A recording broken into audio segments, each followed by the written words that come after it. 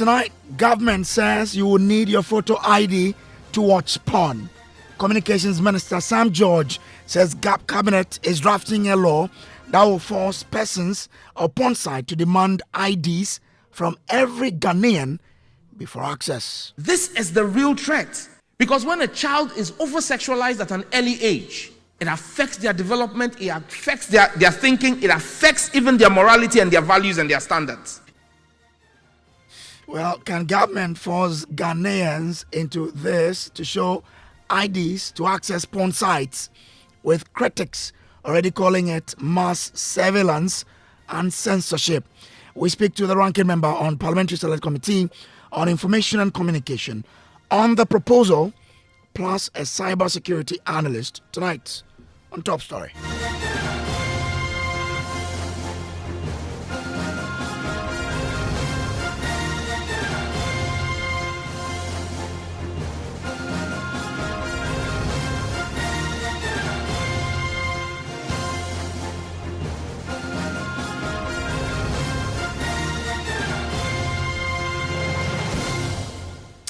Our Top Story, as always, is brought to you by Telecel, connecting energies, Holy Insecticide Spray and Coil. Enjoy Holy Sleep, and also by Short Pension Trust, into the future with you.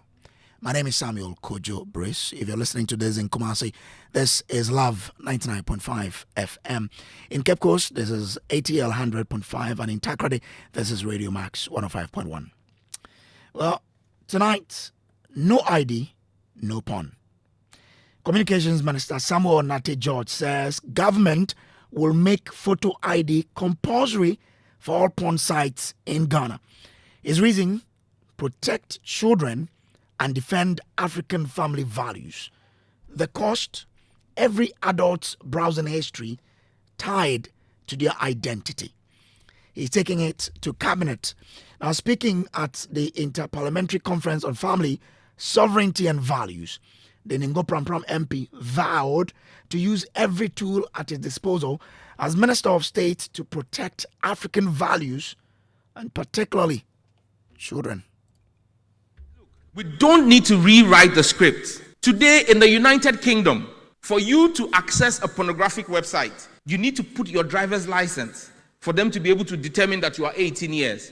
Ask yourself why they are doing that. Because they've seen the danger and the damage that pornography and over-sexualization have done to a generation of young UK citizens. And that's why for us, we believe that in Ghana here, and we're working with going to cabinet on that, to make sure that before you access any X-rated site, you must put either your driver's license or your national ID card, so that we know who you are and who is going to that site, to prevent children from being exposed to such content. This is the real threat, because when a child is over-sexualized at an early age, it affects their development, it affects their thinking, it affects even their morality and their values and their standards. And the only way to break a people is to go after the children, because when the children are destroyed and damaged, that culture, that culturalization gets damaged. The fight against Africa is not against those of us sitting in this room. We are a lost case. The fight is against our children. And that's why when myself and my colleagues in Ghana introduced the Family Values Bill, one of our key arguments has been that we're fighting for the innocence of Ghanaian children, because our children must be protected and safe. We were protected by our parents in an African family setting. We must do same for our children and grandchildren. So that was the Communications Minister Samuel Nate George there. This has generated some debate today, but let's take you back to Parliament and bringing our Parliamentary Affairs correspondent Kweku Asante, who has been monitoring this for us. Kweku, what more did the minister say about this proposal? Well, as you would hear the minister lay out, this is a proposition that is targeted at ensuring that children are not exposed to pornographic content. In fact, as the minister says, it is in line with a global trending practice where more states and more countries are requiring that if you are not of a certain age, you do not access pornographic sites. And how do you do it? By requiring that people show proof of age, and usually you would have to do that by an ID card. And recently, the United Kingdom went on that path. There are those who have said that, well, This is targeted at children, but also generally, even adults who may not like the idea that their identification is going to go into a certain pool that can potentially identify them of having gone to pornographic sites may not want to do so again. And so for those who are moralists, they say it is a way of killing two birds with a stone. First, by targeting and ensuring rightfully that young people under 18 years who are children do not access pornographic sites, but also adults perhaps do not do so because of a certain moral view, one, but also a certain psychological view people hold that even adults that access pornographic sites all the time have a certain penchant for doing certain things. And that is what the minister says. This is something that his ministry is actively considering, and very soon the proposal will be put before cabinet for approval. We do not know what form this will come. Generally, it may be by law, and this will be that it will have to come to parliament for consideration and approval, or maybe a broad stroke policy under the communication ministry, but that is highly unlikely. It is usually the expectation that this will come by a bill, Brace. Greg, I'm grateful to you for that update there from Parliament. Meanwhile, the ranking member on Parliamentary Select Committee on Information and Communication, Matthew Yindam, disagrees with the minister on this proposed legislation. We'll talk to him more here on Top Story.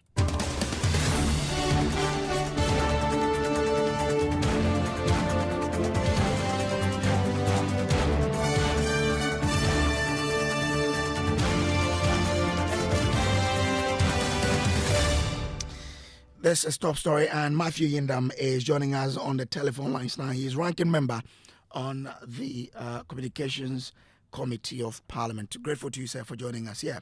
Now, why do you disagree with the minister on the legislation that he says is set to protect African family values? Thank you, my brother, and good evening to your listeners. I think that we must get serious as a country. And then people queued to vote for the NDC and for the minister to come and serve them better. We have a lot of concerns under his ministries. And I'll appeal to him to focus more on how best we can reduce data costs, how best we can make phone calls affordable. Instead of focusing on such jobs, he should rather move away from the kind of things that he's been saying. But he's a minister in charge of, technology, which Brace. Hello, I'm listening. Brace, give me some few minutes, okay? I'll give it to you. Look, some few weeks ago, he talked about NITA bill that he's bringing to Parliament, full of controversy. A bill that is coming to kill innovations. A bill that is coming to kill development. A bill that is coming to kill creativity. We are even concerned about that bill. We haven't even talked about it. Today, he goes out there and he says that he's trying to bring a proposal to Parliament or even Cabinet that adults that want to access pornographic websites identifies that with their ID cards. What is the benefit to the ordinary Ghanaian? What is the benefit to the ordinary Ghanaian? An adult chooses that, look, I want to go and watch a pornographic film somewhere. And you, as a minister, your concern is that you want to identify that person who is going to that website.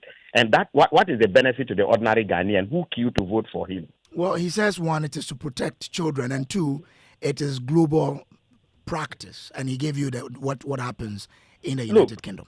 We are all adults. We know the values of this country. I remember the kind of noise Sam George made when we were talking about the LGBTQ. He spoke a lot about it. Today, what is the fate of the LGBTQ? They have brought about 31 amendments to dilute a bill that Sam George said was the best. a bill that he said that the Kenyan just came for that bill, and the only thing they did to that bill was to just change the name Ghana to Kenya. Today, they have amended that bill with over 31 clauses to dilute that bill. We haven't even finished talking about it. He is talking about identifying yourself with a pornographic film that you are going to watch. You see, we have a lot to do in this country. And Sam George has a lot of work to do. Look, he's promised to bring 15 bills to Parliament as we speak. Not even a single bill is in Parliament. Not even a single one is in Parliament. And he keeps talking and keeps talking and keeps talking. So I will advise him that, look, he has a lot of work to do. The young men who voted for him, the 1 million coders they've promised, how far has he been able to do? The data prices that he said that when he comes, he will reduce data prices. How far has he been able to do that? These are things that Ghanaians want to hear. It is not about this kind of propaganda governance that people are interested in. But he's been able to deal with the data pricing. The data we used to buy some time ago, the same amount is today giving you much more. So, Breeze, you have opportunity. Open your lines. Ask Ghanaians to call in and let them ask you or tell you if the data prices they are having, the data cost that they are going through now, if they get a reduction, they wouldn't want. You see, we have a lot of things to do. Governance is not just about some of these things. Governance is serious business, and I will advise my good friend Sam George that he should concern himself with things that would bring less burdens to the people of this country. He should concern himself with it and leave this kind of statements he's been making, because such a bill will not come to Parliament. It will not even come to Parliament, because if it comes to Parliament, it may not even fly. It won't fly. How do you believe it won't fly when they it have won't fly an because absolute it doesn't majority? make sense to anybody at all. Even those in the majority? Oh, the majority, obviously, they are humans.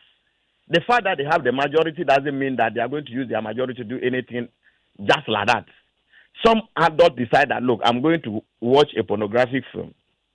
I'm not endorsing it. But if somebody chooses that, look, this is what I want to watch, must it be a headache for Parliament to pass a law that you must identify it with your ID card? And what will be the benefits to me? What will be the benefits to Ghana? He says the benefit is to protect our children. So I am watching. It's not my child that is watching. I am watching. You, British, you are watching. Sam George is watching. It is not my kids. So the kids, if the kids is talking about we protecting the kids, I have no problem. I have no problem. In any case, every adult knows that, look, he will not allow the child to go into any website to be watching pornographic films. So if we decide to legislate to protect our children, I will go for it. I have no problem with it. But you cannot be talking about an adult who wants to go somewhere and watch his pornographic film. And you think that Parliament should waste its time, or because you have the majority, we should legislate. I don't think that somebody will listen to him. We have a lot of things to do. If the bill comes from cabinet and it comes to the majority leader who is in charge of government business in the House, of course, the likelihood of them marshalling their numbers to get the bill through is high. So how do you as minority intend to stop this that you say it won't fly? Do you intend Let to me use tell you, like I said, the fact that they have the majority does not mean that you go and bring anything at all and then you massage forces for them to approve it.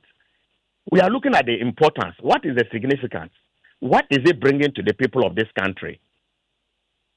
That an adult chooses to go and watches, what is the name? Puno. And then you think that there should be a law that the person must identify himself with an ID card.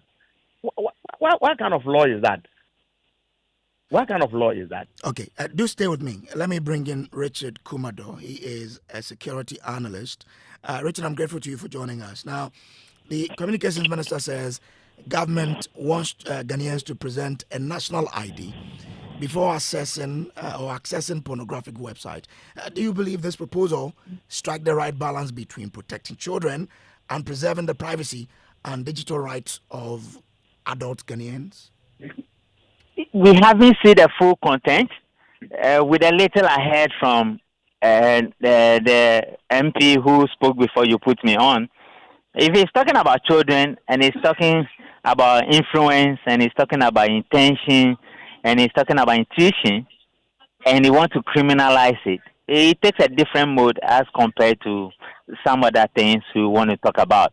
It will be proper we look at the full stretch of what he's talking about, define the terms, and define the prepositions that are going to be on the bill. But then again, are we talking about pornography or nudity and the influence of AI and the negative influence it's going to have on our children and a nation as a whole? These are all things that we need to ask the minister to clarify. Because today, if you put on your phone, whether you want to go to use Word or Excel or whatever, you see nudity coming to you, and you don't need to click anything. You can just see it, and people are running away from it, and others are watching it. Also knowing that if you want to watch an adult site, the digital print of who access it and who doesn't access it exists today, and those sites will require for you to register. So whether you are registering with your Ghana card or not, your digital registration or your digital print will print that this person has accessed this and accessed that. So are we talking about adults influencing children, or we are talking about nudity, and we are talking about the negative influence we have on them psychologically and prematurely as a people? We need to look at it and see the way we can handle it. Other than that, it's a known fact that nations all over the world are legislation laws when it comes to AI and the negative influences. Minnesota just signed a law that said that AI tools that are used to naked people and bring their naked pictures out there, they are being banned. Others are saying that children shouldn't access the internet at a certain age. Others are saying that children shouldn't send a phone to school at a certain age. So there are various dimensions and dynamics of what we are talking about. But because he just said it that way, and there's nothing to talk about, we're going to be conjecture, and I don't think that will add value to whatever discussion we want to have in that regard. But let's stick with, just here proposing that you, as an adult, will be required to show your ID before you can access a pornographic site. What does that do to privacy, for example? Yet, of course, there are privacy laws in this country, which are held in high esteem. There are spaces you cannot breach. And when it is breached, there are ramifications and there are legal consequences for that. If we criminalize pornography, that is one. If we criminalize the intent of influencing children in that regard, that is two. If we criminalize influence in that regard, that is number three. Until some of these things are criminalized as part of our statutory laws, some people are going to take issue with him. And that is the danger or the dilemma of what we are talking about. Okay. Now, if his intention is to protect children, must it be through this route? There are various ways of doing it. Even the data laws talks about what type of data people can have, what data they can process, and what the usage can be. There are various laws in this country that protect children. If he thinks this is another way of protecting children, then we would need to see the law and the draft and look at the terms and the terminologies and the key highlights he's going to pick out there. But must that include an adult showing his or her identity before accessing a porn site? No, when you lead a child to a porn site, parents of those children are going to have issue with you, definitely. And if you are found culpable, even as a parent leading children to a porn site, you might be breaching some public safety decency laws. Now, even without the law, as a parent leading your child to a porn site, it has everything to do with morals. But I'm asking that if the focus of the minister and the government, by extension, is to safeguard children, must you then legislate to say if an adult wants to access a porn site, he or she needs to present his or her ID, which of course you're looking at data protection too? Definitely, it is some judge who is saying it. We don't know what he has under his bed, But some adults are going to have problem with that. Some adults will say that if the end result is to protect children, then why not? But definitely some adults are going to have problem with that because they think that is their privacy. If decency is breached and public order acts are breached, or you engage in an activity that breaches our decency laws and public order, then people are going to have problem with you. And if you breach data and you influence somebody's child or your child by watching it yourself, and by extension you are influencing children to watch it, then you might be doing something that will require some level of scrutiny. Other than that, the way it is now, it looks a little bit conjecture. And I believe that there are enough laws in this country that protect children. But if the minister thinks this is another layer, he is the minister in that particular area. We will need to wait to see the full glare of what he's talking about. Then we can look at it one by one. If you are to advise government and the minister who are listening to you now, what would be your advice to them in this contest? With the introduction and the full glare of AI and the nudity phenomena that is spreading everywhere, whatever we have to do to protect our homes, our children, ourselves from the negative tendencies of what we are talking about will be essential.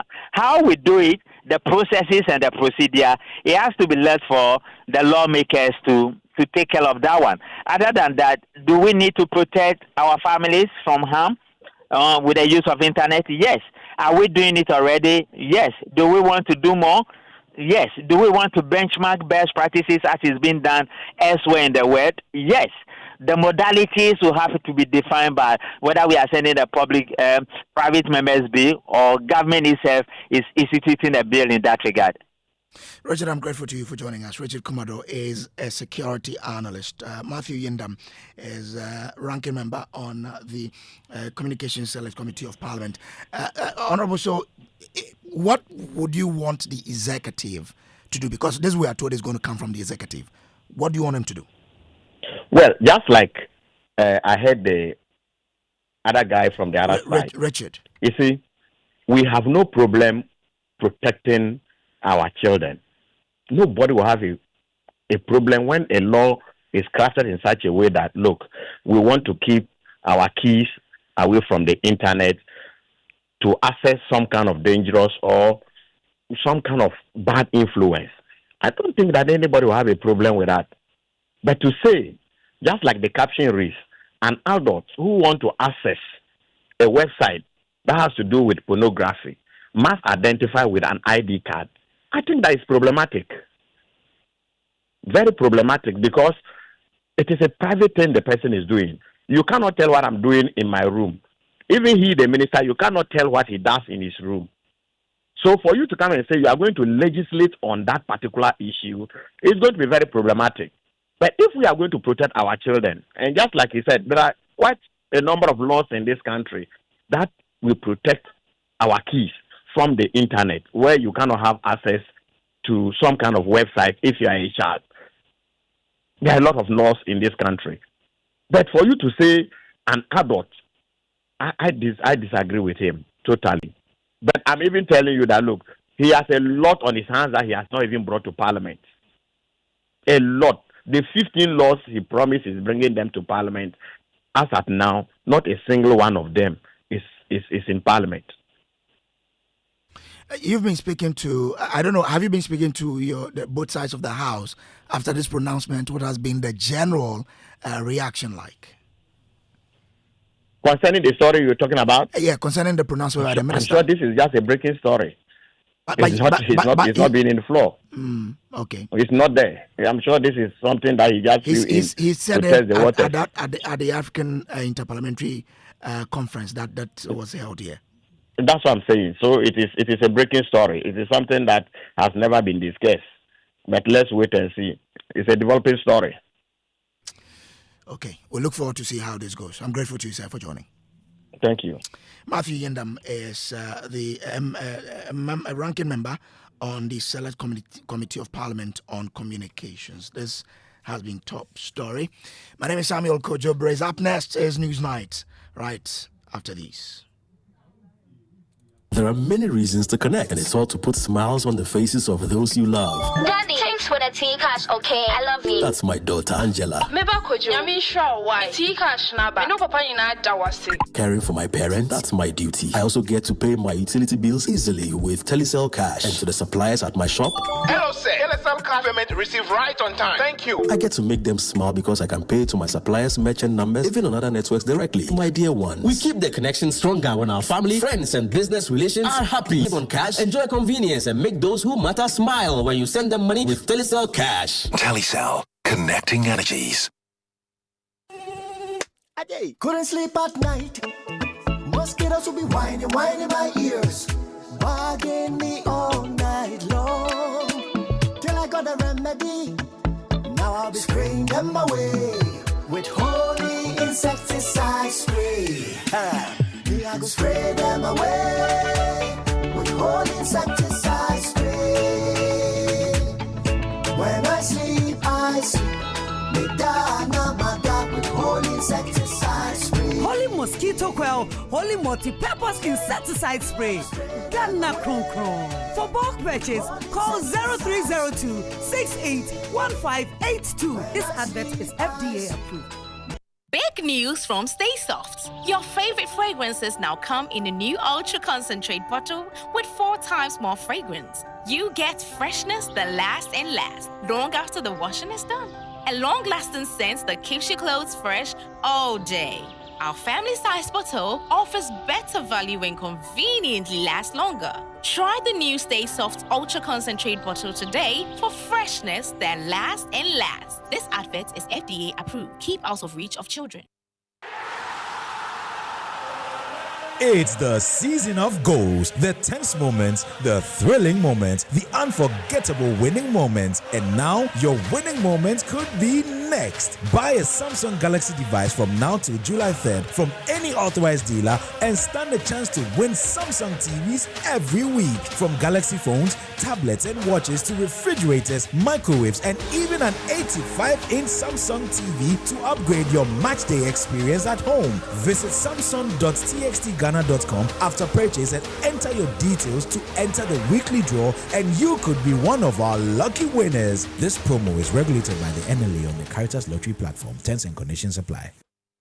Ah, my little ones, gather around. Once upon a time in the heart of Accra, a man in his fancy car sought directions. But oh, the Ghanaian way. Hello, bro. Good afternoon. Can you please show me where the Presby Church is? Go straight. 10 left at the big mango tree with the broken branches with most of the mangoes falling. Ask there. Anybody will show you. And when the Black Stars take to the field, every Ghanaian becomes a coach. Ah,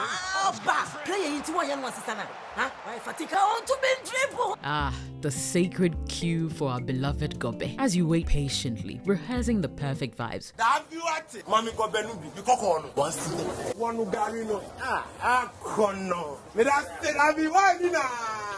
These, my dear ones, are some few moments that make our Ghana truly special. And as we share these stories, let us also remember a plate of lily rice, connecting our hearts through the flavors of our culture. Special moments are worth celebrating with lily rice. Lily rice, yenimno fritite. This advert is FDA approved.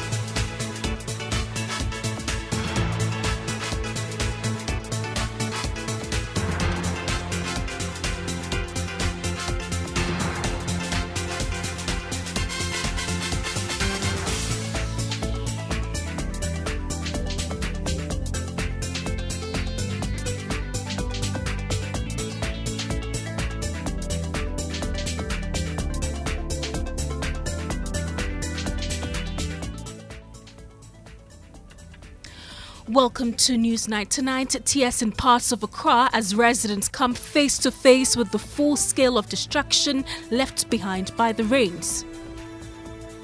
For friends in abroad, and it actually escaped my mind. It came to the second level of my wardrobe. They were in my wardrobe, and unfortunately,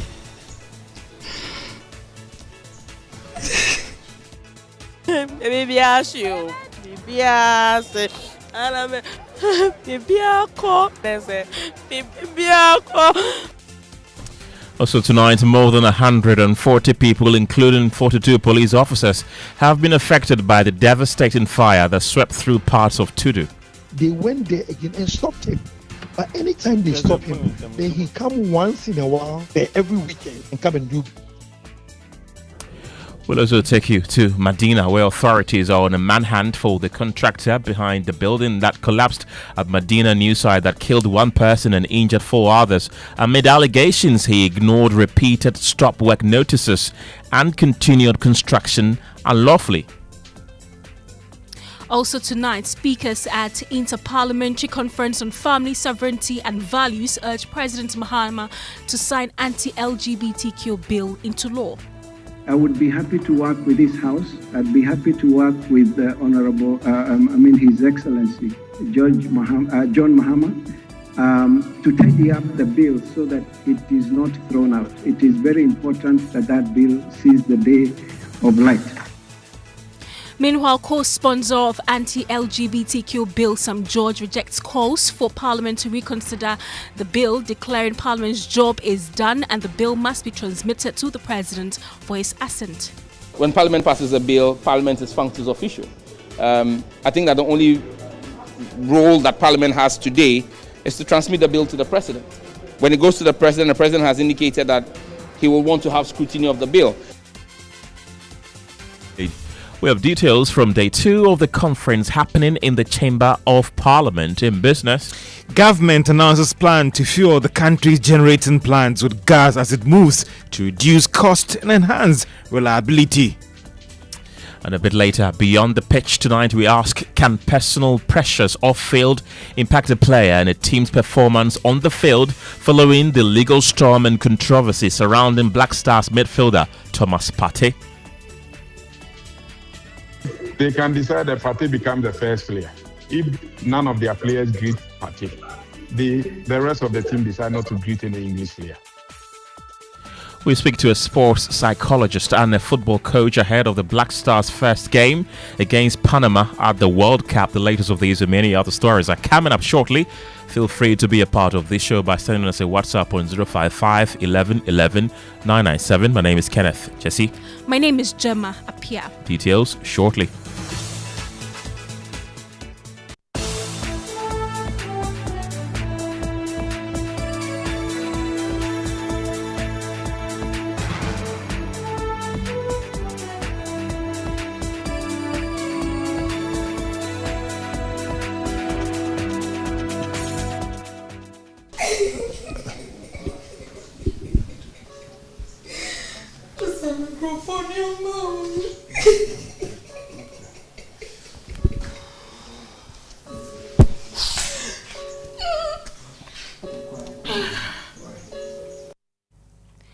Tonight, tears have replaced the flood waters in parts of Ashoman Estate and Tudu as residents confront the full scale of destruction left behind by the rains, with many losing nearly everything they own. At Ashoman Estate, 2 families recount how they lost every property in their home, including their car, to the flood last Wednesday night. What started as a normal rainfall turned into chaotic experience when floods forced open their gates, took over their compound and bedrooms, leaving Madame Yvonne Mensah and her family of 4, for instance, seeking refuge on top of the kitchen cabinets for close to 4 hours before officers from the National Disaster Management Organization came in to rescue. James Aviji has more.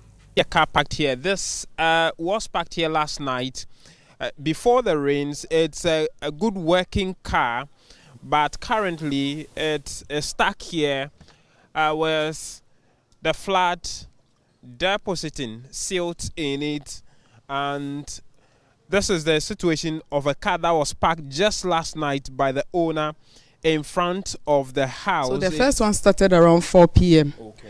and then it slowed down a bit, and then the excessive one started around 5:20. Within about 30 minutes, PM. Within about 30 minutes, I realized the place was filling up. So I went inside. My daughter was in. My little boy was there, and then we realized the water was coming through the bathroom. So we started collecting the water out. Then I saw the compound filling. Then I just... You were in the room? Yes, we were in the room. So we have to, looking at the level, we have to climb on the kitchen top. And I mean, we were there till around 9 p.m. when we heard that... You climbed up standing on the kitchen? Standing on the kitchen top. With the family? Yes, with the family. My older son was at work, so the three of us have to climb on the kitchen top. Till around 9 p.m. when Admo and the fire service team and some of the neighbors came around to rescue us. So that was when we were able to move to my sister's place, and then this morning. Okay, we can get inside now. So this is the kitchen? Yes, this is the kitchen.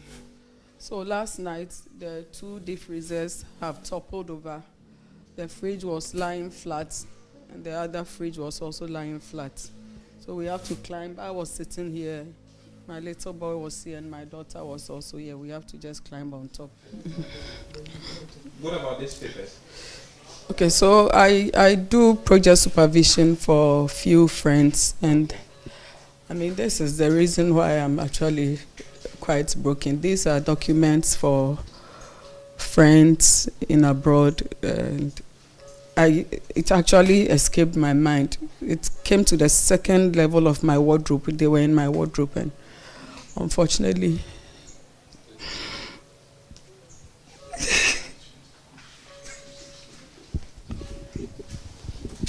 and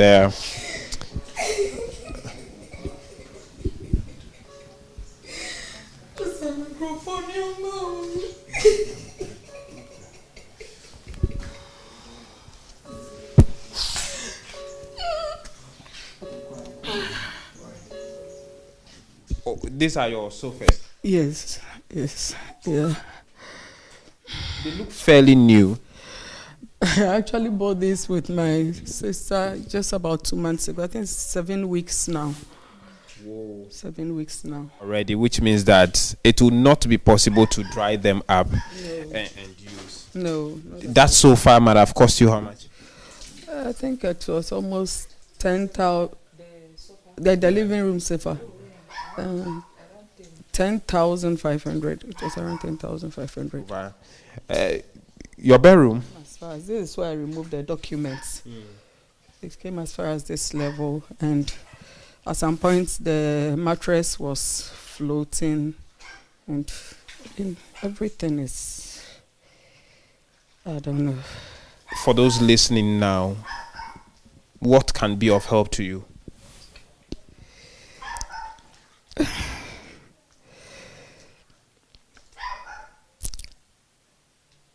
I mean, as people are led, I really don't know what exactly to say. If we get any support, we'll be mostly glad. But for now, as people are led, an alternative place. Yes. Anything to help out would be much appreciated. Has got her entire house drenched in water last night, and this is what has been left behind. Rooms filled with mud, a house with flowers beautifully decorated have been destroyed. From Ablaje here at Old Ashongman, I am James Sabeji, reporting the story of many across the country for Joy News. So that was the report filed by James Saveji, and he joins me in studio with more. James, any idea where they're sleeping tonight? Well, last night they were able to get to her sister's place to pass the night, and for now that's where she said they will be perching in the next few days until maybe they are able to. If the rain keeps coming, it means they've lost the place for as long as the rain would keep coming. If the rain stops, then they will be able to see whether they can get the mud out and renovate the place for living. There's also the story of the Dake family who was compelled to sleep in the office until this morning. Tell us more. Yeah, so they actually close neighbors to Madame Mensah, and they've also lost everything. The mother in the house tells me that her husband was not at home. He was at work before he started. When the daughter came back from school, and then they had to, at the end of the day, they had to get a place to sleep. But all guest house and hotels around the Ashongman area were all full because other people who had their homes flooded had to seek place to pass the night. And so the only option they were left with was to go to the husband's office and sleep there and come back home. But the 14-year-old daughter narrates to me what exactly happened when she came back from school alone during the rain and what transpired in the home. It started raining before I came, and I was grabbing something to eat when the door just broke and water kept on coming through the gates. This door or the main gate? The main gate. So the gate was closed? Yes, please. It was locked. So what did you do? What happened? I ran upstairs and went to the first room to sleep there. I see. When the water broke the gate, were you scared? Did you know that it was water that broke the gate? Yes, please. I was scared, and I ran to this window and I was screaming for my mom's worker to help me. That table there is what? That's my studying table. My studying table. With the books on it? Yes, please. Yes, please. They are all gone? Yes. That's my school bag. Which one? The pink one? Yes, please. This bed. This one. But as it was getting more full, I supported this and got out through this window. You got out through this window? I climbed out from here. I jumped and climbed out from there. Yes. Why? You couldn't open the door? No. Why? It wasn't opening because of the water, and mud was stuck under it. Oh, okay. So you had to go through the... I guess that's your pillow. Yes, please. Let's now head to Tudu, where victims of last night's fire are counting their losses. More than 140 people, including over 40 police officers, were affected by the raging blaze that tore through parts of Accra's central business district, reducing shops and properties worth thousands of cedis to ashes. Affected traders say years of investment and hard work have been wiped out within hours, leaving many uncertain about how they will recover from this setback. Baby, ask you. Baby, ask. Baby, call. All I have is spent. I don't know what to do anymore. Madam,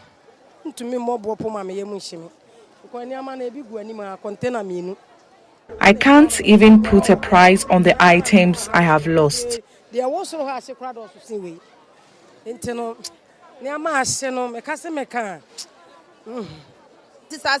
Government should step in and support us. And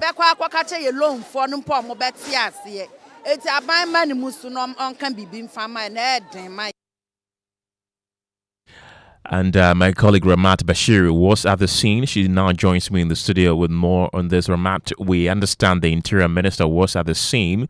What has he been telling you? After assessing the extent of damage caused by the fire incident, the minister says President Mahama has directed that all the traders affected, including the 42 policemen, should be given a relief item, and there is expectation that accommodation will be provided for each one of them by the end of the week. IGP and the POMAC are doing, which we are supporting, is to immediately, from today, try to get all of you temporary places, even if it is a hotel. They must try immediately to get to a place that you can put your head. As it is now, from last night, men were camped here and women were camped up there. We don't want to hear that. We want immediately, by the close of today, all of you should have at least some place temporary to put your head. Whilst we take steps within the week to get accommodation for each and every one of you. We are going to support the IDP and PUMAC to make sure that immediately everybody is getting a rented place that at least you can call a new home once we make effort to reconstruct the building. And we are getting NADMO to come in with additional relief items. IDP has made me to understand that currently you are being fed. So they will come with the relief items to support that. And then once you are able to get to the temporary accommodation, they will distribute those items to you. That's the Interior Minister Muntaka Mohammed Mubarak there. Ramata still with me in the studio. Ramata, also the mayor of Accra, says the area will be demolished. Did he mention anything about relief support for affected traders or how they will be assisted? He says that the demolition is supposed to take place to ensure that safety measures are observed in the commercial enclave. However, he says the assembly is working hand in hand with NADMO to ensure all traders are catered for. We cannot say because of the traders we allow people to die. What happened here, we just thank God that nobody has lost his life. So if we said we have to fix the capital and we are saying traders, we cannot fix the city. The city must be fixed. If we fix the place, the traders can get a nice place to sell. They can get a good place to sell. Is that how the traders want to sell? No. We have to do something about it, and then they can come in and sell. So listen, once you have given us the mandate to work, we'll make sure we work for you. So that they should be exercise patient. We will make sure we work for them. Meanwhile, at Medina news site, authorities are on a manhunt for the contractor behind the building collapse that killed one person and injured 4 others amid allegations he ignored repeated stop work notices and continued construction unlawfully. Municipal Chief Executive for La Nkwantanan Medina, Ibrahim Fusaini, says the contractor will be arrested if found. Yes, so the information is that our technical team from the assembly stopped him from the construction of the building 2 years ago. And even last year, less than 9 months or 8 months, they went there again and stopped him. But anytime they stop him, then he come once in a while, every weekend, and come and do construction. Every weekend he comes. So unknowingly, on the blind side of the assembly, then he comes there and they come and do the building. He comes there, he comes in. So it was the same steps that he took to get the building to that length. So if they stopped you and you couldn't comply or to come to the assembly, regularize your system, whatever due you pay to the assembly, even not about paying the assembly, but the assembly must supervise by law from your foundation to the last end. The assembly must supervise. But he refused to be guided on this path. That is the reason why we are where we are today. Now, an innocent mother has died free. 3 guys, right now, we just pay money close to 12,000. They are also going to do surgery for one of the guys at the UGMC. Why must we sit to allow such things to happen before? Yeah. So that is where we are. So he's being searched. And as soon as we get him, he'll be arrested. On the new 2 weeks about it. Let's go onto the telephone lines right now and speak to Alex Kenneth. He's the Assistant Divisional Police Officer at the PR Department of the Ghana National Fire Service. William Amanuvo is the Disaster Risk Reduction Director at NADMO. Gentlemen, thank you very much for your time this evening. I want to begin with you, Mr. Kenneth. We saw your men and women battle a series of blaze across the capital, the biggest one being the Tudu. How's that blaze been doused finally, the Tudu one?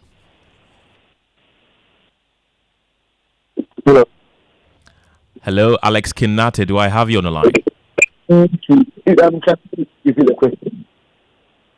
I'm saying that we witnessed multiple fires across the capital yesterday, the biggest one being the one that ravaged Tudu. I'm asking if finally it has been brought under control. Oh, yes. As of yesterday morning, we are successfully put the fire under control and the family extended this. We didn't get the scene behind it. We left officers in standby to make sure that the evening is for re-igniting of the fire. So I can confidently say that after traveling them yesterday, or early morning, the fire was totally extinguished. And the damage was not much as it was felt. What does your preliminary investigation tell you caused that fire and the others that ravaged through the capital yesterday? Well, for now we are investigating, but then one thing is that during rain or even we record electric fire. And so not to jack them that or preempt, it's considered an electrical fire to be an accident. We are not coming out and again. We just want to do the thing that in the rain we do a lot of. Mr. Kenneth, can you kindly reposition yourself? I'm struggling to hear you. Let's try one more time. Yes, so I was saying that I don't want to preempt the cause of the fire yet, but then we are not ruling anything out. We just want to draw people's attention to the fact that during rainy seasons and even floods, we do record a lot of fires as a result of electricity. In all, how many fires did you encounter yesterday? So yesterday, I know we encountered well over 10 fires yesterday in Accra alone. And even this early morning, even before 8 a.m., I think we had recorded about 5 fires at Adabrak, at Asalam Down, Kukumlimli, Adenta, Nungwa, and a few other locations. It has become synonymous with this country that come the rains, come the fire. How do people protect themselves from fire in this rainy season, briefly? Well, during rainy season, there's the spike in electric fires. And so during times like these, we implore people to engage the services of qualified electricians to audit the electric system. Again, when people have leaking roofs, they should make sure that it's checked, because for all you know, there might be an open electrical circuit or a naked wire, which when comes into contact with these water that drains out can become very disastrous. Again, we realize that with the flood situation, you see a lot of houses submerged in water. When it happens like that, these waters enter the sockets and very sensitive electrical installations. And so if you know where you stay that it's a flood-prone area, when you see that the weather is changing, it's important to turn off your main power supply. Again, we implore people to check their earthing system, have good earthing system, so that during rains and their power fluctuation, these earthing systems will be good enough. Right. Alex Kenneth, thank you very much for your time. He is with the PR unit of the Ghana National Fire Service. Let me bring in William Amenuvo. He is the Disaster Risk Reduction Director at NADMO. Welcome to News 9. Have you provided any relief items to the people affected? And do you know the number of people who were affected by yesterday's downpour? Mr. Amenuvo, can you hear me? Oh, okay. Hello, Mr. Amenuvo.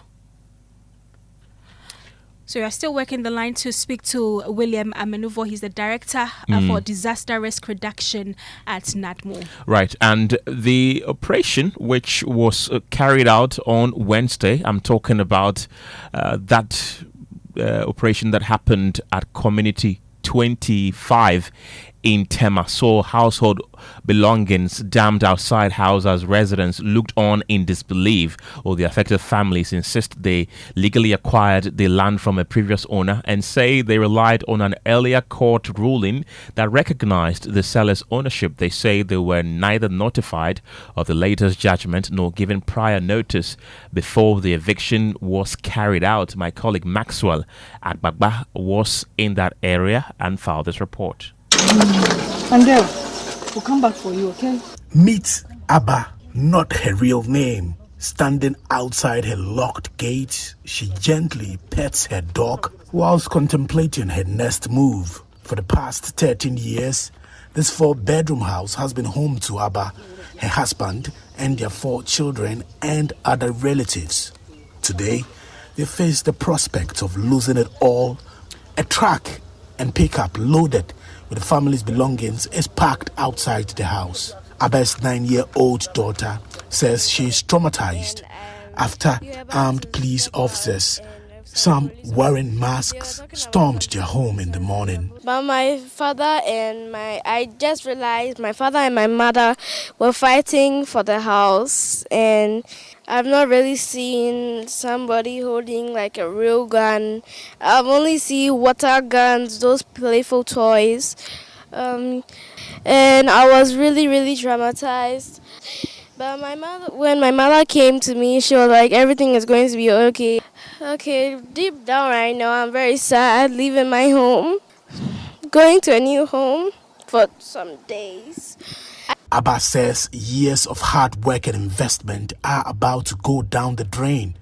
She insists the family conducted due diligence before purchasing the land from what they believed were the rightful owners. We were forced out, I should say, because we were dealing with armed men. And the last thing you would want to do is to hustle with men that are armed. And so they just had to force their way. In fact, they were the same people that went in there, into our bedrooms, everywhere, yes, to get our things out of the house. Her distress call on Joy FM Super Morning Show led to a Good Samaritan offering temporary accommodation for her family. Thank you to Joy FM. Thank you, Joy FM. I mean, a Good Samaritan came through for us.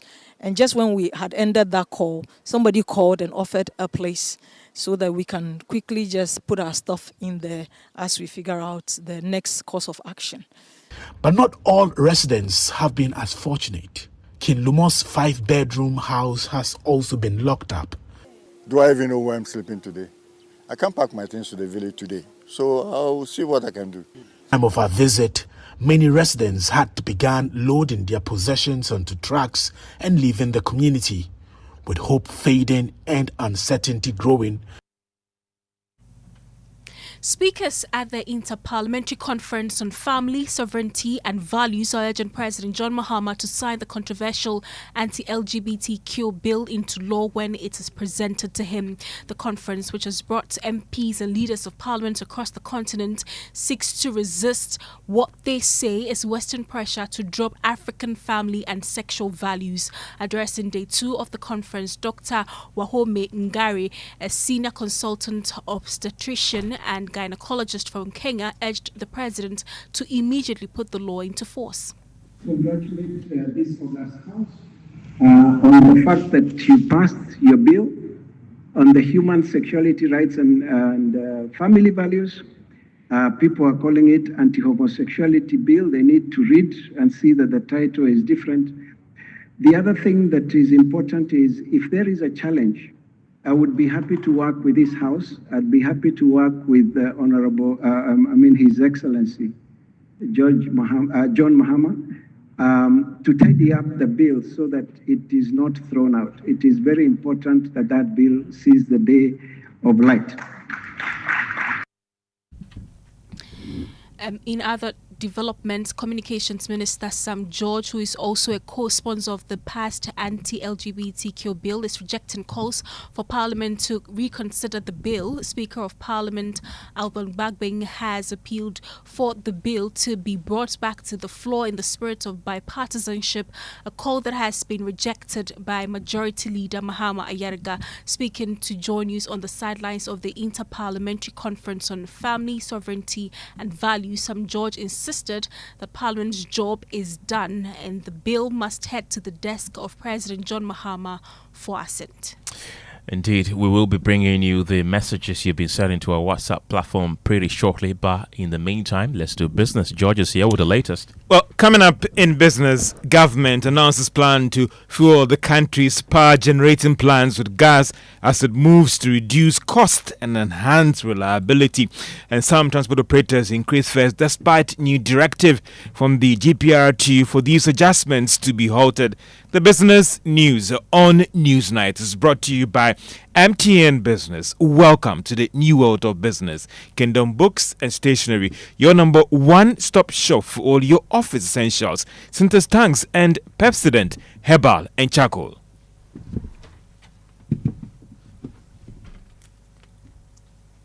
Je m'appelle. Mappé. Et Mappé. French idiot. This is midi croissant.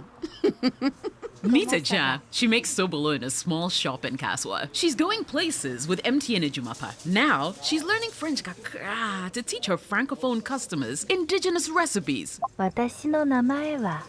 Watashi no na. My boy. Whoa. She's learning Japanese too? Watashi. What?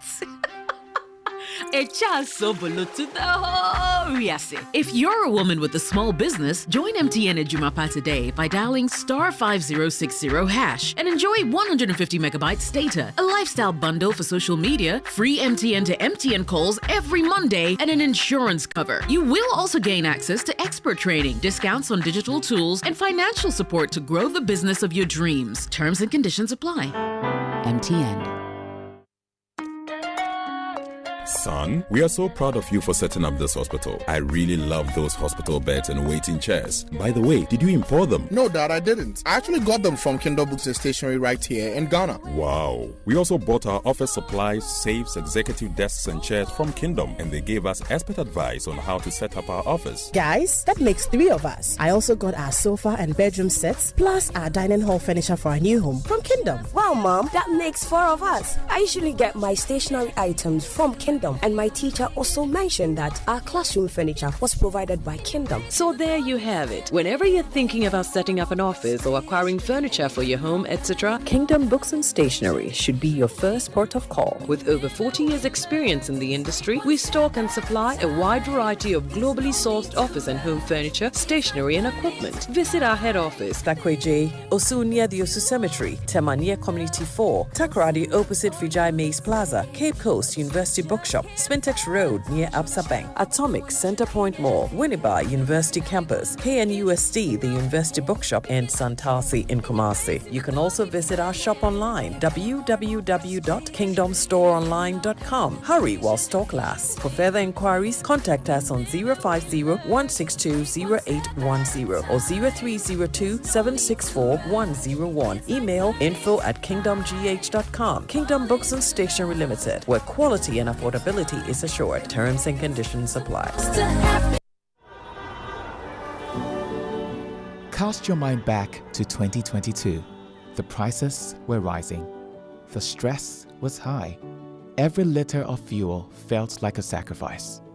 Do you remember who stepped forward first? When others were comfortable with high prices, Star Oil chose you. We cut our own profits so you could keep your AC on, keep your engines running, and keep your life moving without the heavy burden. We gave you room to breathe when things felt tight. Because of you, our star savers, we became number 1. Today, the pumps are a battleground. Others are finally cutting prices because they have to. But Star Oil, we do it because we want to. Don't just chase a price, remember a friendship. We were there for you then, and with new innovations coming your way, we are here for you now. Star Oil, still quality and affordable fuels for all.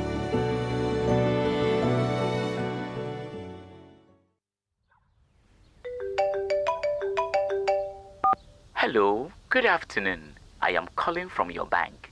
We are currently experiencing a system downtime, so we need to secure your account. Please, can you confirm your account number and your login details so we can restore access immediately? Yes, your username and password, just to verify. Beware of fraudsters. Your bank will never ask for your login details, PIN or password over the phone. Shine your eye. Spot the fraud. Stop the fraud. This message is brought to you by the Ghana Association of Banks. If you spot the fraud, you go fit to stop the fraud. Make you know they lose God. Syntax Tango! Syntax, hey, tough, very strong. If you want quality, this be where you belong. Syntax, hey, tough, very strong. Oh, Ghana shout, sing the song. When the sun they hot, Syntax no break. When the rain they fall, still no shake. Builders they choose and plumbers they prove. Any project you they start. Syntax start.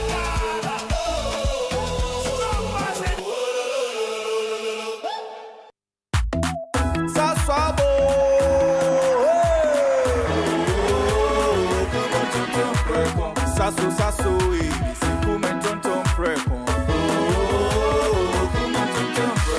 Sasso, sasso, mi se come tonton prekon. Edrana drami ne buseshe. Yeah, how can see out in my baby? Minya me pone me sasso spray. Every mosquito starting run away. Come on, tonton prekon. Sasso, sasso, mi se come tonton prekon. Come on, tonton prekon. Sasso, come tonton prekon. Nani sham ne die demo strong. This advert is FDA approved. You're welcome back to Business on Newsnight. Now, government has revealed that it is working to power all the country generating plants with gas. The move is part of efforts to reduce the associated cost in fueling these plants, as well as the forex demand in financing the crude imports. Energy and Green Transition Minister John Jinapor disclosed this on the sidelines of the Ghana-UK summit in London. Based on the drilling campaigns that we undertook, and I was on the high seas last week, we're going to see an uptick in oil production. In gas, and that is even more important for us, because we have what we call a gas to power policy. We want to power all our thermal plants with our own domestic gas and some augmentation from Nigeria. ENI has increased their gas to 280. The Jubilee partners have increased their gas by another 40 SCF. When you bring about certainty, when there's policy credibility, investors are building a second gas processing plant so that we can consume our own gas. We are doing a lot of pipeline infrastructure so that across the country we can transport most of our petroleum products. We want to put Ghana at the center of particularly West Africa. Because now we export power to Burkina, we export power to Togo, we export power to Benin, we export power to Cote d'Ivoire. And so there's a lot of opportunity for us. And if we can anchor our economy and make it a safe investment destination, Ghana will occupy a niche that can serve the entire sub-region. John Jinapor is Minister for Energy and Green Transition, speaking at the Ghana-UK Investment Summit in London. Now, some transport operators have started increasing fares in parts of the metropolis. Now, this is despite an earlier directive from the Ghana Private Road Transport Union that all such adjustments should be halted. Helena Kai has the rest of the story.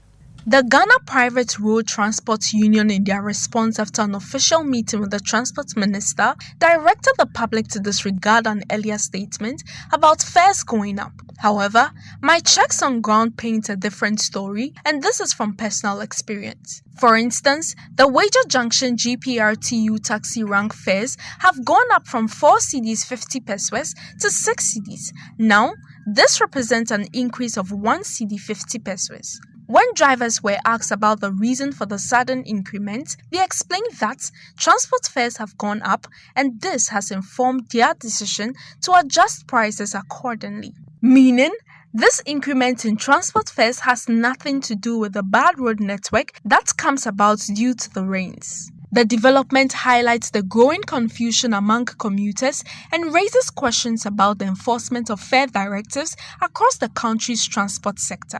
On the other hand, some have argued that the time has come to allow every transport operator to charge their own fares rather than it being determined at the national level. And that is Helena Kai with that report. Now, bulk distributors say they will be engaging the Bank of Ghana in the coming days over the supply of dollars to aid petroleum product imports. Now, this follows the Bank of Ghana's decision to be heavy on dollar accumulation to boost its reserves, which is currently about $14 billion. The central bank's market supply has also been on the low, despite the strong pickup in demand. George Kwekufori is chief executive of the Chamber of Bulk Distributors. The good thing about our relationship with the central bank is how we communicate. And I can confidently say that, yes, the market has been tight in the last couple of weeks based on the fact that we are now settling most of the credit lines that were due since the war started. So you check the central bank projections and our arrangement with data sharing and everything. Clearly, we could not really anticipate that the prices were going to jump from where it went about 60 or so % increase. So if previously we were requiring in February, by February, and then if we were million to settle. Now we need close to 800 to settle for 1 month bills. And that we've had a serious engagement with the Central Bank. And I think we would deem the next come up with a roadmap and ensure that the required dollar supply in the market is made available. And we trust the partnership that we have with the Central Bank. Since they've done it before, we know. George Kweku Ofori is Chief Executive of the Chamber of Bulk Oil Distributors. Meanwhile, economist Patrick Osumi says he agrees with the Bank of Ghana's stance that there is no need for businesses to panic about the recent pressure on the Ghana cedi. The Ghana cedi has now depreciated by more than 10% against the US dollar. Now, this has fueled some persons to demand dollars to try and hedge against the expected depreciation. But Professor Osumi says that we should look at the reserve position of the Bank of Ghana to take on these assurances. I don't think it's a credibility issue. I think when you look at the reserve position and you look at the liquidity of the assets, don't forget that towards the end of last year, the BOG sold some of the gold and converted into dollars. So, they really shouldn't have but what you have to understand is that at some point last year, to ensure transparency in the central bank's forex operations, the BOG board approved a new framework. That framework has more predictability and transparency on forex operations. So it means that you can't just, small pressure and you start pumping more dollars. So I think the new framework that has come in, it brings more predictability on when the forex operations takes place. And that means that they don't just move every time there's small pressure. I think that is where perhaps they have to follow the framework. They have to follow some guidelines on how they intervene in the market, or as they will call it, how they intermediate in the market. I think that's where it appears that there's some lag, and therefore the additional pressures on the demand side seem to be causing the depreciation. Professor Patrick Osumi is an economist. The stock market, 8 companies on the Ghana Stock Exchange saw their value decline on the bourse at the end of trading. Telecoms giant MTN was one of them. However, that of EcoBank Transnational Incorporated and Atlantic Lithium saw their share price go up. EcoBank Transnational Incorporated saw their value up by 8 pesos to close at 1 Ghana cedi 57 pesos. That of Atlantic Lithium is now worth 8 Ghana cedis 46 pesos. And Kenneth, guess who is coming to dinner on PM Express tonight? Tell me. Well, that is the Director General of the Social Security and National Insurance Trust, Kwesi Afreba. And you're looking at the sustainability of the pension scheme. There were some reports that started to raise questions about whether going forward is still sustainable or not. And he will be answering all these questions on PM Express Business Edition at 9 p.m. tonight on Joy News and all our social media platform when it comes to everything about Senate, pensions, contributions, and going for the challenges. That should be fun to watch. I would definitely be tuned in. Anyway, to hear from whether indeed Lapam and Labadi Beach Hotel will be sold or not sold. Oh, I think that chapter is already closed, isn't it? You never know. Well, listen to him. It could be reopened. Yeah, that's more reason why everybody has to watch PM Express with George Wiafe tonight at 9 p.m. We have sports. Benaya is here with the latest. What have you got? While everyone gets ready to watch PM Express with George Wiafe, Ghana is also ready for the World Cup because the team have arrived in America and they departed from Wales on Wednesday following their pre-World Cup friendly in Cardiff and a set camp at Bryan University in Providence, Rhode Island. Now, the team received a rousing welcome from fans, with players taking pictures and signing autographs upon arrival. Now, the draw against Wales on Tuesday night was Ghana's first positive result since October 2025, ending a run of 4 consecutive defeats during the November and March international windows. The Black Stars are expected to play another friendly on June 10 in their final warm-up match before their opening World Cup campaign against Panama on June 17. So how excited are you? Because I am super excited for the World Cup. 7 days to the World Cup. Yeah, I know which team I'm supporting. I'm super excited. You know, everyone is bringing their World Cup songs, and do you have a favorite so far? Kenyatta has dropped his. I Show Speed. You have I don't think any artist beats Shakira when it comes to World Cup songs. Gemma, have you heard any of the tracks that has been released? I am an old school kind of person, so I still do the old ones, the old songs. Yin, exactly. Steven Those Happy. songs were helping us score goals. I think those songs are more inspirational. So they can And kind more of like motivating. do a new one. Just have to change the names. Yeah, I think Grace actually she did it. Yeah. I'm just not seeing the vibe around it so far. But Kenneth released this yesterday. I think it's a jam. I haven't heard it. If not heard it, yeah. It has this kind of high life, kind of Jama kind of. I'm sure it's going to motivate the boys. Yeah, to motivate the boys, because you were motivated when they drew against Wales. Exactly. So if Ken is motivated and positive, exactly. I'm for the so Black positive Stars, about the Black Stars. I've never been this positive. they are bringing the cup home. Trust me. They are bringing the cup home. All right, so Gemma. Same. Yeah. All right. Let's see how it goes. All right, that's it for sports. Right, so let's still stay on sports-related stories. Top-level football takes more than fitness and tactics. Coaching, conditioning, and strategy also matter. But so does what happens off the field affect the player's performance on the field. With 7 days to the FIFA World Cup, some attention is shifting to Black Stars midfielder Thomas Partey, who was booed during Ghana's match against Wales. Now reports say England may refuse to shake his hand and that he could be targeted by fans at the World Cup because of the legal storm surrounding him. So we ask, when the headlines follow you into the tunnel, can a player or a team still perform? We'll soon be joined by a sports psychologist who's worked with the Black Stars before and a football coach for some insights. Before then, Ken has the facts of the allegations against Thomas. Ken, what are the charges against him? There were on the 5th or 4th of July last year. Thomas Partey was charged with 4 counts of rape and 1 count of sexual assault, which he pleaded not guilty to in September of that year. These initial 6 charges relate to 3 women and are alleged to have taken place in 2021 and 22. Detectives at London's Metropolitan Police began their investigation into Thomas Partey in February 2022 when they received a report of alleged rape. Well, in February this year, Partey was charged with 2 new counts of rape, which he pleaded not guilty to in April. The 2 further charges relate to a 4th woman after a separate report on non-recent offences in 2020 and following a new investigation by the Metropolitan Police, and these allegations were first reported to the police in August 2025. When does the trial start?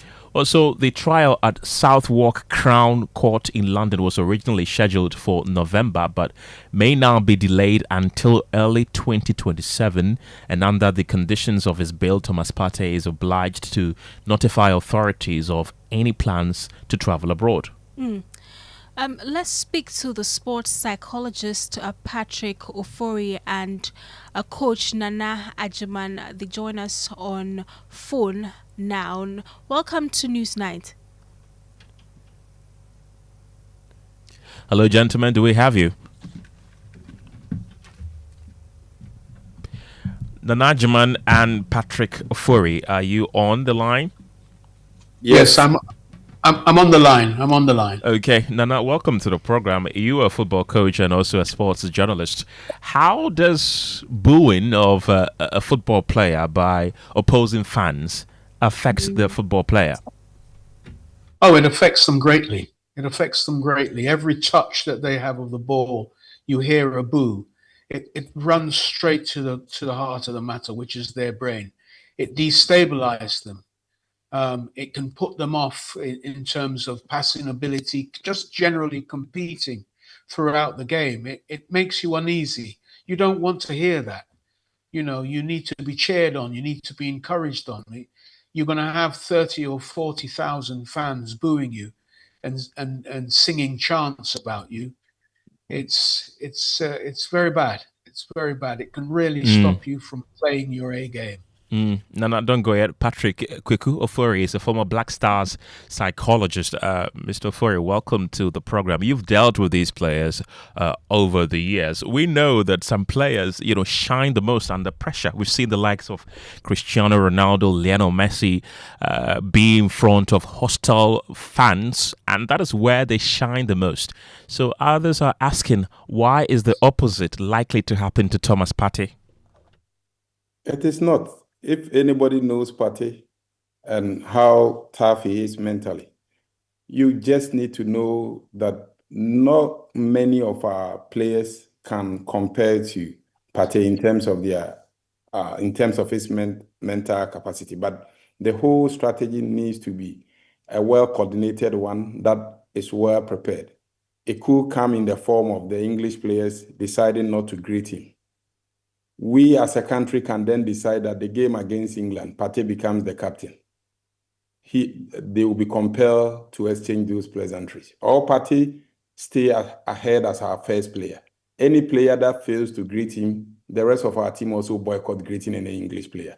It's about how you prepare your players and your whole team, because within the team, there can also be a strong support system, people who will remind him of how far he's come in his career, irrespective of those boosts. And I think recently, if you've listened to Adebayo, what Arsenal fans did to him, using his mom's name to even boo him, that was what motivated him to score that spectacular goal against Arsenal, and why he celebrated that way. So I think it's all about internally assessing the player's mental capacity and how you develop something for him as an individual athlete, and then also the rest of the team to provide the necessary social support for them. So yes, we understand that booing can be detrimental to the player's ability to focus and regain momentum, loss of concentration, his physical and passing abilities and all that. But players who are tough under situations of even racist attacks and others, the big ones who have really prepared and visualized the atmosphere at the stands, are able to always overcome. That is why you see other players who score when there are racial chants and then dance like even a monkey for them. Many of these issues are, but the key aspect is that we should not just prepare only physically, right, but mentally as well. And with the right support, he should be able to come out clearly. And the key, we all should support him in the sense that these are mere allegations. We've seen similar allegations against the likes of Mendy, Ronaldinho, Neymar, and others.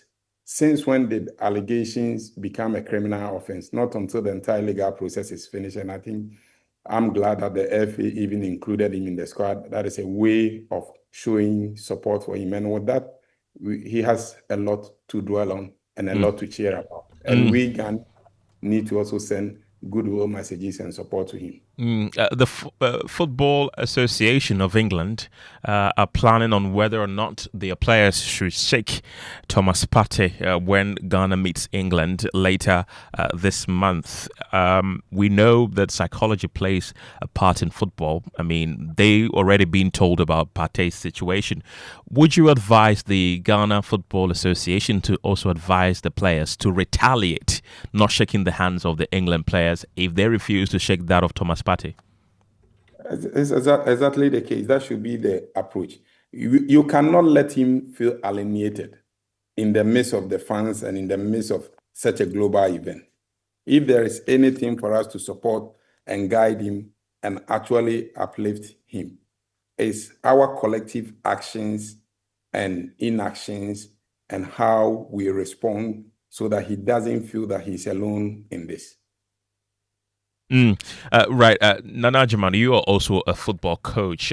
We know that when football matches are about to start, we see the antics of opposing teams, some, threatening their players when they are shaking their hands and all that. Would you also recommend or advise the Ghanaian players to refuse to shake the hands of their England counterparts if they refuse to shake Thomas Partey? Well, I take a different view because, you see, already this has taken over the match. This is now becoming bigger than Ghana getting the 3 points from facing England. And what is it we want? We want the 3 points. That is what this match is all about. Now we're ending up talking about shaking hands, blah, blah, blah. We ourselves are now losing the focus. And you see, for me, I think that I'm more concerned about his state of mind. The psychologist has spoken. I don't know how far we really practice this issue of psychology. And I know generally as Ghanaians, we're not really aloof when it comes to mental instability and stuff like that anyway. But for me, my focus as a coach is, this repeated media scrutiny now about the preparation and shaking of hands. How does it affect the team focus? How does it even affect the entire squad's psychology? Right. Not just Thomas Partey. What about everybody else? And does it place additional pressure on his teammates and the coaching staff? Speaking of the team, though, you watched the Ghana Black Stars versus England game, where the Wales game, where the Welsh fans were seen booing Thomas Partey anytime he got the ball. Do you think that, in effect, had any effect on the entire team at all? Well, not necessarily on the entire team, because there's a lot of debutants there, and that's the first time they've played with Thomas, and for many of them actually witnessed the booing as such. But I think it had an impact on Thomas. You look at the 2 challenges he made. On the second challenge, the referee was so understanding about the whole thing, because if that was a World Cup match or any other fixture, we would have been playing with 10 men. He would have been off. And the referee sympathized with him and allowed him to stay on and play. And immediately after we came back at half time, he was off because his timing was off. So many things were off. There wasn't Thomas out there. Wasn't the A-class Thomas out there we saw. It wasn't. And I know Wales very well. And the last thing you would have expected coming from the Welsh was them booing Thomas Partey, but it was there. Right. It was there. Right. Nanajiman, thank you very much for your expertise. He's a coach and a sports journalist. And earlier we heard from Patrick Kweku Ofori, who's a former Black Stars psychologist. From providing for their families to offering guidance, protection and support, fathers make countless sacrifices every day. Yet many expect very little in return on Father's Day. Let's hear from some fathers as they share their expectations ahead of the celebration. It's a time for you just to relax and then maybe have children or nephews or nieces, grandchildren around you. If possible, some nice food. One of your favorite dishes, maybe you sit together with them and then eat together, at least for that very day. My first daughter is now working on her own. So hoping the way she celebrated the Mother's Day for her mother, I'm expecting the same thing from her. I expect that my wife and my children will recognize the role that I have played in the family and also do something for me to be happy with them. I don't expect any return from them, but if indeed they comes, I will be happy, Yeah. Right, those are the expectations of some fathers on Father's Day. But the Joy Brands will also be giving fathers an unforgettable treat on that day, on the 20th of June, in the Joy Safari Escape. This will be a grand ultimate weekend celebration for fathers and father figures.